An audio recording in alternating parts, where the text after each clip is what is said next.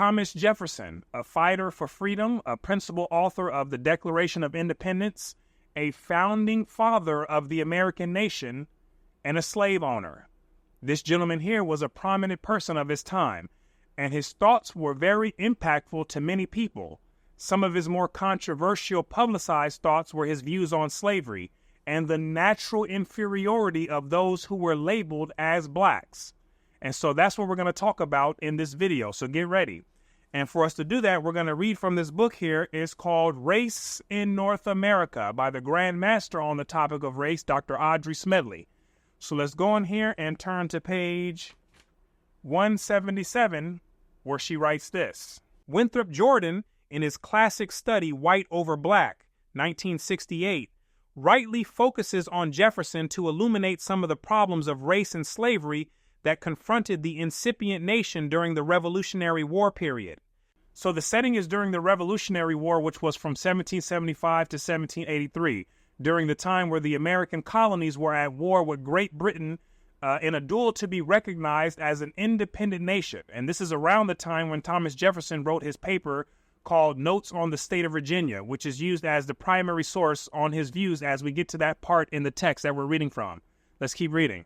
Jefferson's life spanned not only the drama of this era and the birth of a new nation, but the maturation of a new worldview often vividly expressed in his own writings. As a young man, he inveighed against slavery in powerful language, but once elected to public office, he took a position as a Virginia planter that John C. Miller describes as utilitarian, pragmatic, and prudent, even once advocating the extension of slavery into the Western territories. Jefferson's life exemplifies the agonizing ambiguities and contradictory impulses that came to warp American thought. Indeed, he was central to the formulation and dissemination of American attitudes about race, as we will see.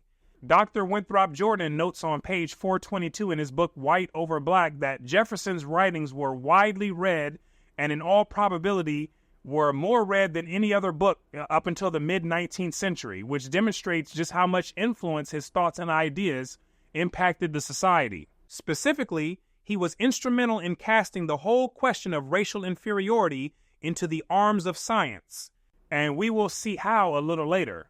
But Jefferson represented a great deal more than that. He articulated better than almost anyone else the concepts of human rights, individual liberty, and justice, an enlightened ideology diametrically opposed to the ideology of race. As a slave owner, he vividly reflected and internalized these opposing forces. The questions of personal freedom, the rights of men, not women, within the state, and human liberty in all its forms and manifestations constantly occupied Jefferson, and not just on account of political conflicts with England. We see it clearly in the turmoil and ambivalence that characterized his early writings on the subject of Negroes and slavery.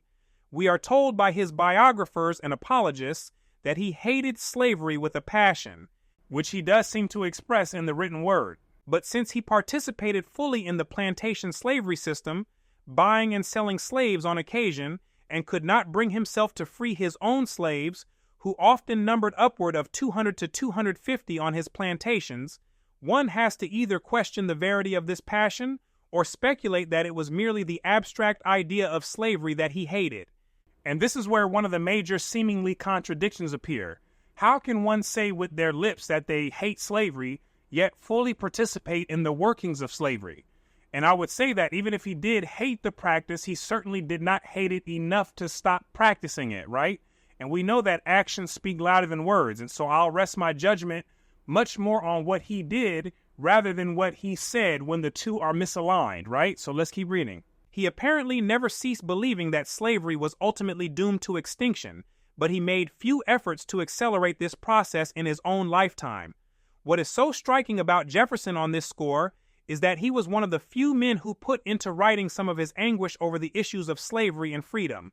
Other men, such as Thomas Paine, an impoverished English-born revolutionary leader, wrote brilliant and inspiring passages on the nature of slavery, freedom, and the rights of man.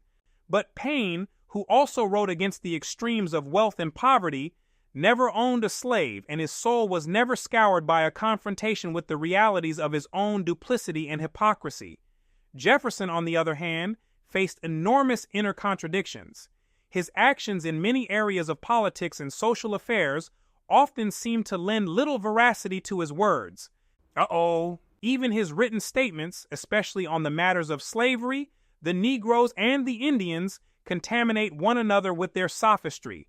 Nevertheless, Jefferson was one of the most brilliant men of the American colonies, and his writings on slavery, the Indians, and the Negroes reveal much about the thinking of the times and of the men and women who, like himself, were caught up in the controversies over slavery and the rights of mankind. David Bryan Davis claims that in Jefferson, we see a microcosm of the conflicts permeating American culture. It was these controversies and conflicts that deeply influenced the man, swirling around him and prodding him unsuccessfully to face the world that the colonists had made with all of its evils as well as its potential for human good. What world did the colonists make that consisted of evils? A world that introduced the concept of race, labeling people as black, white, and so on? The creation of doctrines that consisted of hierarchies within those races, a freedom and slavery system based upon those imposed labels, and the near extermination of the original peoples of the land, right? And so on and so forth. These were some of the evils of the world that the colonists made. Now, some of the potential for human good were things like the Bill of Rights, which protects the individual's freedom of speech, freedom of religion, right to a fair trial, and so on and so forth, which are very important things that the colonists did make, right? And so this was the world that was weighing down on Jefferson and influencing him. Let's keep reading. Like all men of conscience who owned slaves, Jefferson was faced with a double-pronged dilemma with both intellectual and moral implications. The first was that existential Gordian knot that we have already encountered. A slave was conceptualized as being property, in a very real sense tantamount to a commodity. When we talk about a noun, we define it as a person, place, thing, or idea. The slaveholders were somehow able to conceptually place their black slaves in the thing category within a noun, right? Along with furniture, silverware, beasts of burden, and other commodities outside of the person category, okay?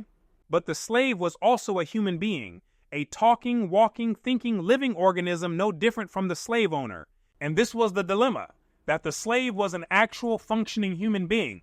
So the slave master had to live in conflicting worlds, where in the world of imagination, they held the concept of the slave being a thing, while in the physical world, they could clearly see that the slave was functioning just like any other human. And so they had to manage these conflicting worlds, and Jefferson had to do so as well. Although it appears that this was the source of some of Jefferson's pain and anguish, he could never confront the implacable contradiction, the monumental paradox of the simultaneity of both the animate and inanimate, personhood and commodity, consciousness and unconsciousness.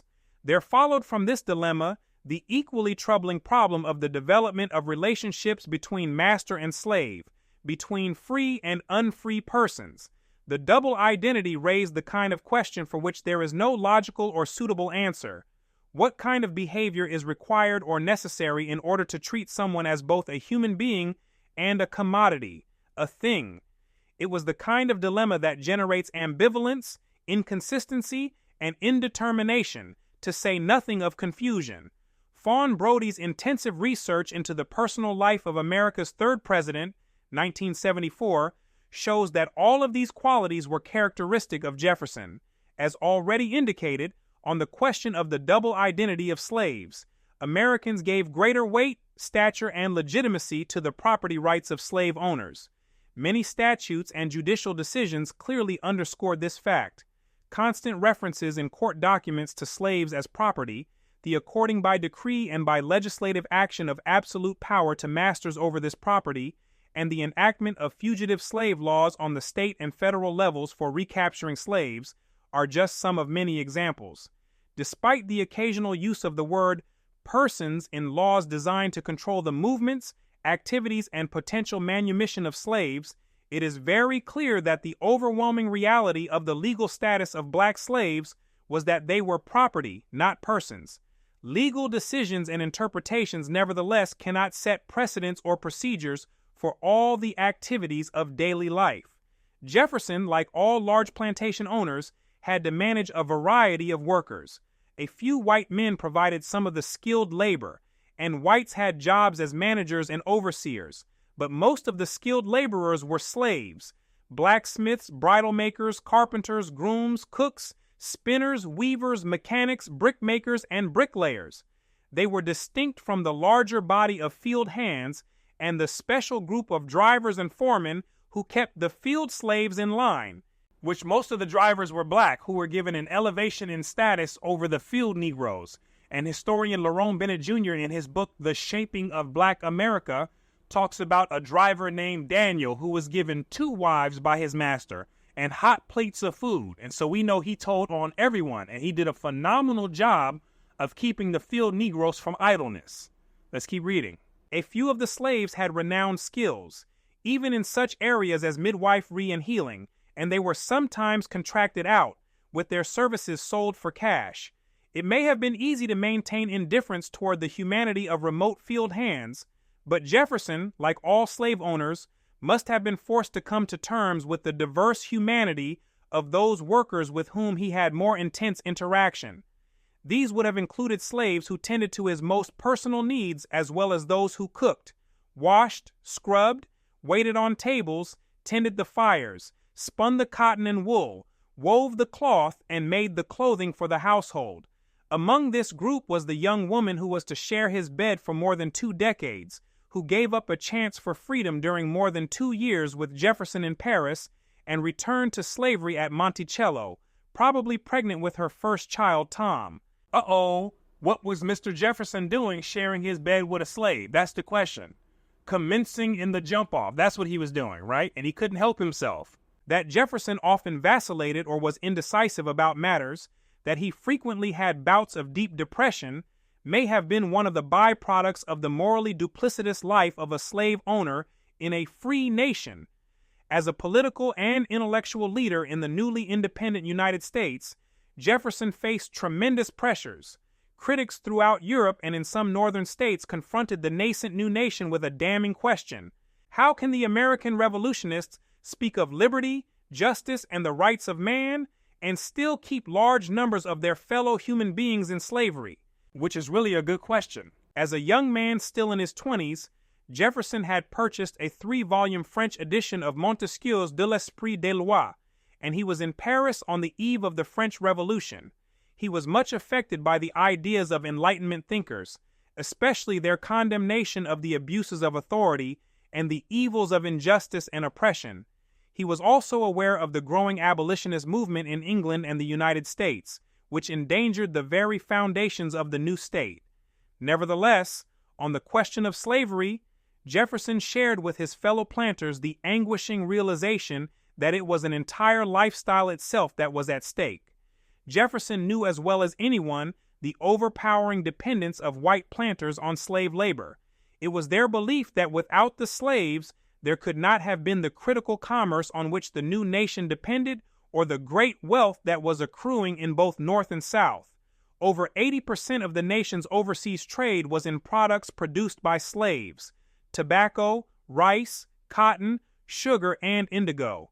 Manufacturing, transport, banking, shipbuilding, and road construction were stimulated by and benefited from the profits of slavery. In a very personal manner, Jefferson agonized over this unhappy dependence on slave labor, realizing that his own lifestyle would be impossible without it. And that probably was a major factor as to why he was only able to verbally or in the written record express his dislike for slavery and not really act upon it. There was too much conflict of interest and a lot for him to give up in getting rid of slavery. As all of his biographers recognized, he was much obsessed with the life of opulence that his status provided, even though later in life he excoriated young men for their greed and materialism. He mused that the Southern economy would be in shambles were all slaves to be immediately freed. This accounts for his belief that it might be possible to gradually emancipate the slaves.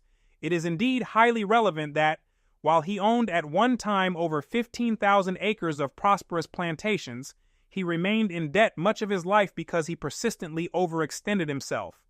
The productivity of Monticello and Poplar Forest seemed never to reduce those debts, in part because Jefferson took on the debt responsibilities of others. He became as ambivalent and evasive about his debts as he was about the subject of freeing his slaves. Jefferson's ambivalence did not cease on the matter of economic dependence. He was implicitly aware of the deficiencies in the rationalization that Africans could rightly be held in slavery because they were heathens. Consequently, he was among the first to embrace, albeit tentatively, an intellectual argument that was much more devastating than any previous ones. Which was what? Here we go. The claim that the Negro was an inherently inferior form of human being. Or more directly, it's akin to saying that the Negro was created to be at the bottom of humanity, and there's nothing that anyone or anything could do about it, right? This is a wild idea, but these are the types of ideas that were floating around in the mainstream during that time, right? Here we go. Jefferson found himself one of the foremost spokespersons of this view in America. Jefferson's ideas, published materials, speeches, letters, and actions had enormous influence over other men and women. Jordan pointed out that Jefferson's notes on the state of Virginia, when published in the United States in 1787, helped generate a lively discussion of the Negro's nature. It was he more than anyone, Jordan tells us, who framed the terms of the debate on Negro intelligence. When he first wrote this manuscript, in 1774, and up until the Revolutionary War, Jefferson indeed was the only Southerner to speak out publicly on the subject of the Negro's intellectual inferiority. Moreover, Jordan explained, until well into the 19th century, Jefferson's judgment on that matter, with all its confused tentativeness, stood as the strongest suggestion of inferiority expressed by any Native American. And Native American in this context is obviously referring to any person born in America and not necessarily the original inhabitants of the land, or who we commonly understand to be Native Americans. John Hope Franklin's observation is even more damning. From the time that Jefferson's notes on Virginia was made public, Southern leaders did not hesitate to use his work to strengthen their contention that Negroes were by nature an inferior race and therefore should be enslaved. Jefferson's book contained descriptions and speculations about the Negro that made it clear that Jefferson was equivocal at best about the blacks' humanity. Equivocal meaning uncertain. He asserted that in memory blacks were equal to the whites, in reason they were much inferior, and in imagination they were dull, tasteless, and anomalous. Now here's the extended and exact quote from Jefferson that she's talking about. Comparing them by their faculties of memory, reason, and imagination, it appears to me that in memory they are equal to the whites, in reason much inferior, as I think one could scarcely be found capable of tracing and comprehending the investigations of Euclid, and that in imagination they are dull, tasteless, and anomalous. It would be unfair to follow them to Africa for this investigation. We will consider them here, on the same stage with the whites, and where the facts are not apocryphal on which a judgment is to be formed. The opinion that they are inferior in the faculties of reason and imagination must be hazarded with great diffidence. To justify a general conclusion requires many observations, even where the subject may be submitted to our senses. And where facts are accessible to us, it is in a considerable degree useful to compare their talents in composition, their ability in the arts, and the conditions of their existence with those of the whites. Many millions of them have been brought to and born in America. Most of them, indeed, have been confined to tillage, to their own homes and their own societies. Yet many have been so situated that they might have availed themselves of the conversation of their masters. Many have been brought up to the handicraft arts, and from that circumstance have always been associated with the whites. Some have been liberally educated, and all have lived in countries where the arts and sciences are cultivated to a considerable degree, and have had before their eyes samples of the best works from abroad. The Indians, with no advantages of this kind, will often carve figures on their pipes not destitute of design and merit. They will crayon out an animal, a plant, or a leaf, and tattoo it on their skins, without any means of forming an idea of the proportions of the model. I have seen some of their designs which were tolerable, and others were a mere scrawl. but never yet could I find that a black had uttered a thought above the level of plain narration, even spoken in their native tongue, never seen even an elementary trait of painting or sculpture. So this is his observation at the time. I want you to think about that, and let's keep reading. And he offered some redemption by suggesting that assessing mental ability was a difficult matter. He even conjectured an alternative explication that the conditions under which the Negroes lived as slaves may have a determining effect upon their character. And that should have been obvious to anyone with proper eyes to see. Of course, their character, intellectual abilities, morals, values, and culture were affected by the slave environment, right? And it's very possible that Jefferson truly understood this. But remember, he had a vested interest in slavery, so he had to wrestle with these types of concepts to justify his slave-holding position, which is probably what a lot of intellectuals like himself had to do, right, to continue participating in this realm, right? And the human mind is very capable of deceiving itself when it's necessary to do so. Understand? Here we go. Yet he was quite capable of writing. I advance it, therefore, as a suspicion only, that the blacks, whether originally a distinct race or made distinct by time and circumstances, are inferior to the whites in the endowments both of body and mind. Alternatively, Jefferson asserted that the Negro's moral sense was as fully developed as that of whites. When he was not contradicting himself, on a number of occasions he made the prophetic suggestion that it must be left to science to determine the true nature of the Negro's inferiority. On this matter, Merrill Peterson has offered the most revealing statement. Many of Jefferson's observations, paraded as scientific, were but thinly disguised statements of folk belief about Negroes. These folk beliefs have been the very substance of the idea of race from the very beginning.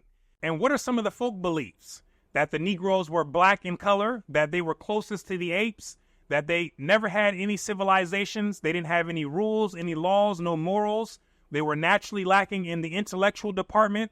The women jumped wild with the apes. Negroes were the son of Ham, and all other types of foolishness and nonsense that Europeans and later white Americans made up, either for their own entertainment purposes or to justify slavery, right? And so these are some of the folk beliefs.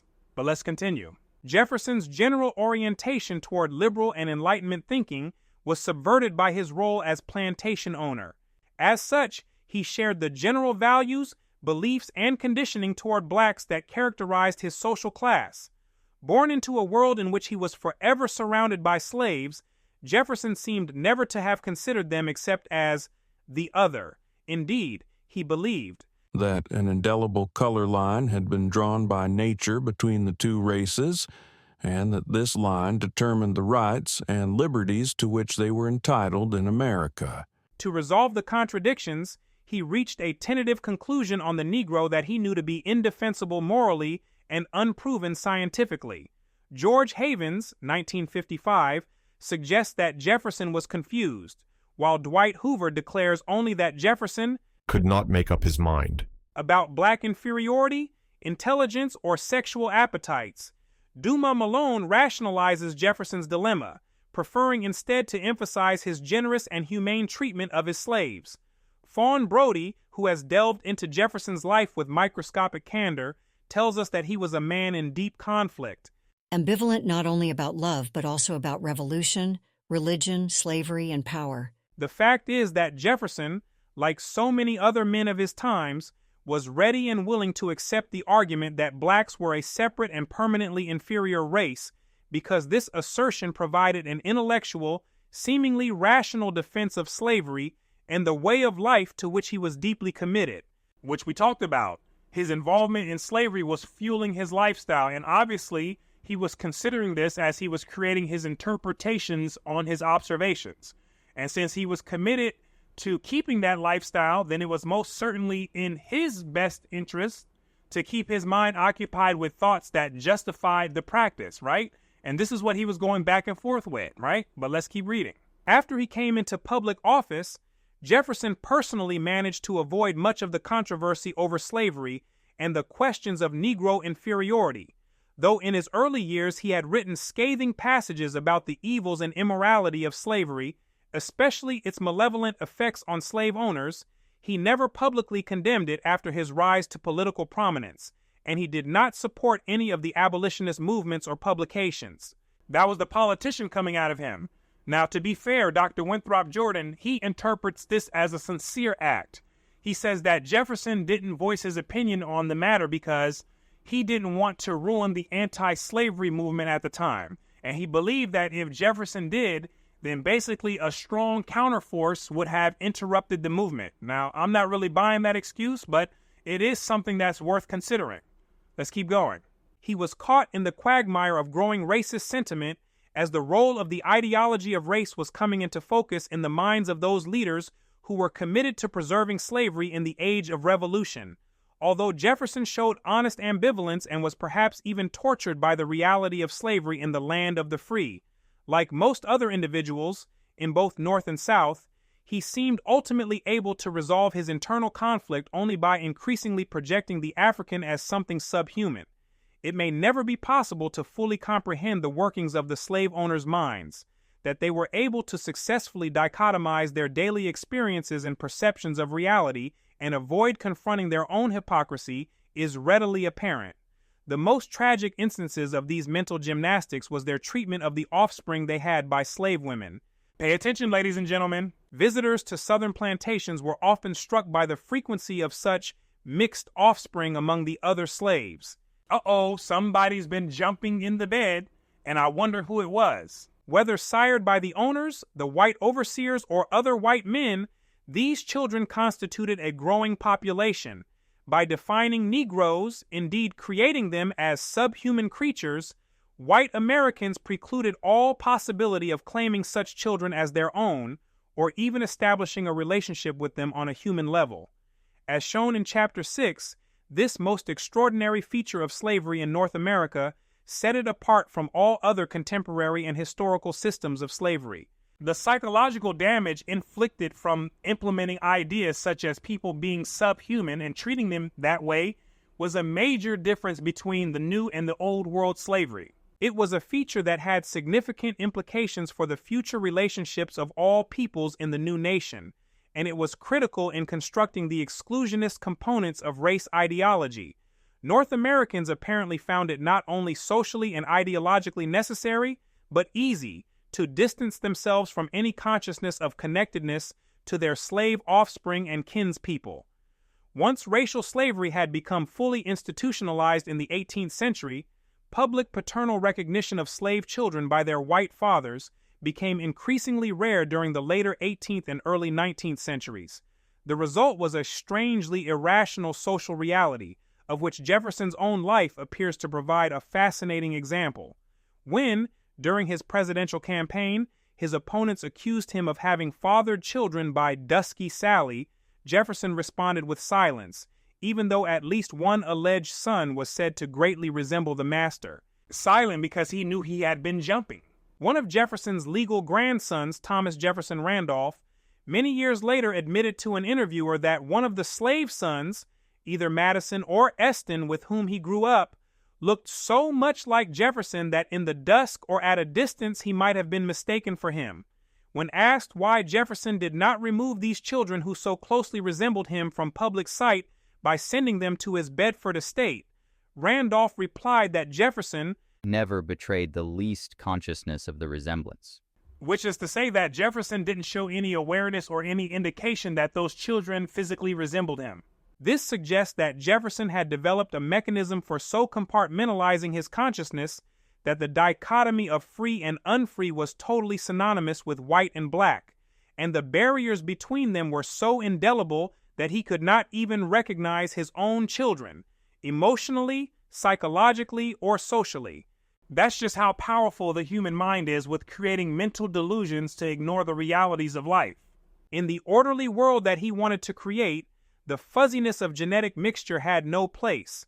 Apparently, Jefferson could only tolerate the slave situation if he could retain the conviction that slaves, even his own children, were qualitatively different and inferior kinds of being.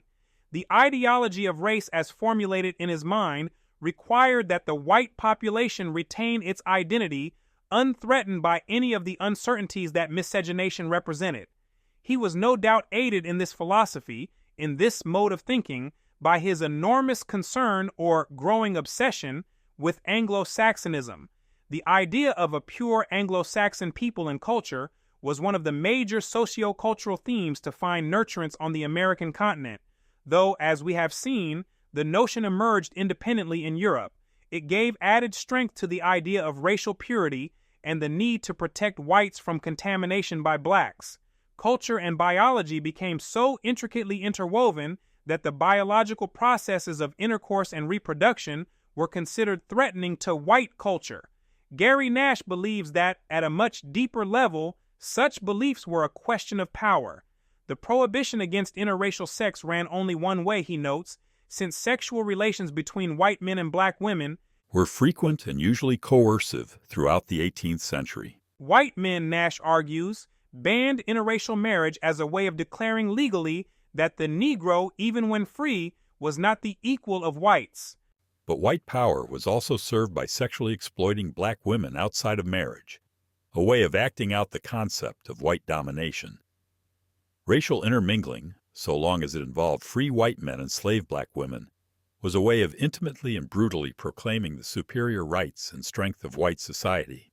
Thus, the offspring of such unions had to be morally, psychologically, and legally invisible.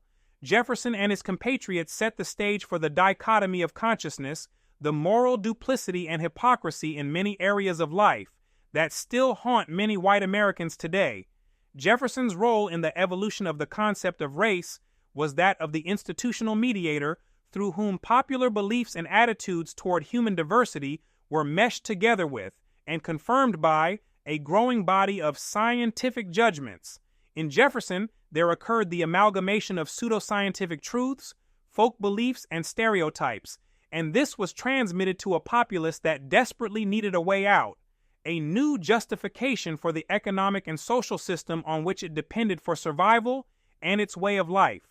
From then on, throughout the 19th and well into the 20th centuries, science was to provide the guidelines for the ideology of race, the data to confirm racial differences, and the arguments justifying racial ranking. Science became the tool which largely replaced the religious tool for justifying oppression.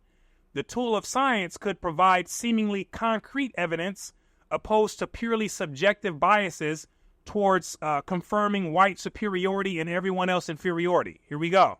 As the medium through which science and popular images were conjoined, Jefferson played a critical role in the growth of American science, and not just because he was admired by his compatriots for his knowledge and intellect.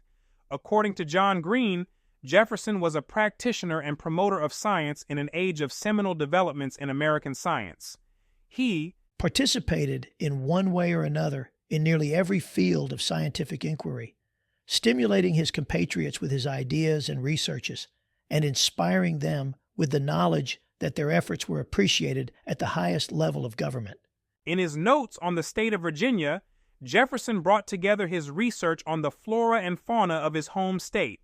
He established himself as a credible scholar by his careful research, including descriptions and measurements of all manner of phenomena. He successfully defended the animals of the New World against the charge by Buffon that these creatures had migrated from the Old World and subsequently degenerated in size and vigor because of the influences of the American climate. He also defended the Indian population against similar charges of lacking vigor and sexual ardor. In fact, Jefferson's attitude toward the Indians, whom he thought might become assimilable, was inconsistent with his attitude toward blacks, which was a reflection of the different roles they played in his life. In the scale of beings, Indians clearly ranked higher than blacks. And who would have guessed?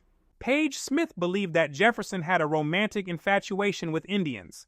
As an activist, Jefferson participated in the excavation of an Indian mound, collected fossils of ancient animal forms, was instrumental in the development and distribution of a smallpox vaccine, organized and provided the guidelines for the Lewis and Clark expedition, and promoted other such scientific explorations.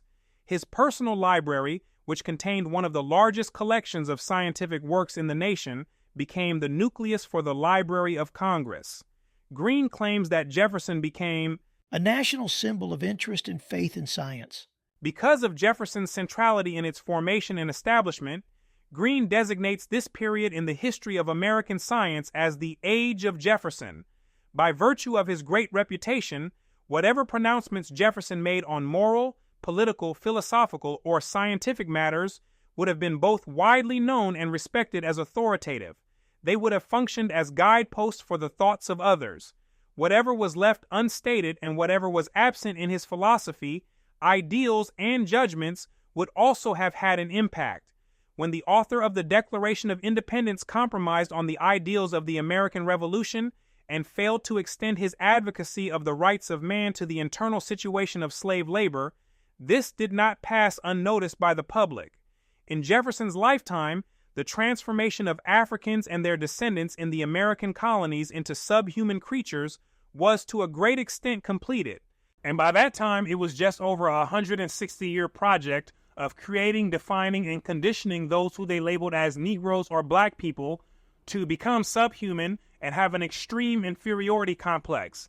And this was a long, methodical, and ruthless project. From that time and well into the 19th century, the term race had a consistent and well-understood meaning. Its various elements had been consolidated into a worldview that had undeviating clarity, which in the 19th century was to become total. The role of science was to become critical to the elaboration of the ideology of race. Race, as a new and infallible truth, had to await the development of a proper substitute for religion, and science became that substitute. Like we mentioned earlier, religion was first used where the English and other Europeans created ideas along the lines with the things that they were doing were God's will, it was the divine duty, or they were the chosen people to go out and conquer and civilize the savages and the heathens. And so these were some of the religious ideas that they used to justify their doings.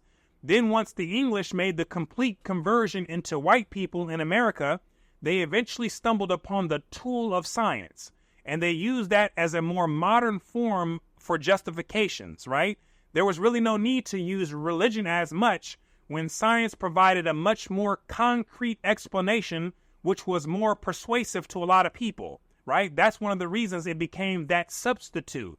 It provided an intellectual response tailored to the needs of a materialistic, pragmatic society that had elevated greed to a holy passion and made property and the acquisition of property an unassailable and sacred right, superseding even the right to life, liberty, and the pursuit of happiness.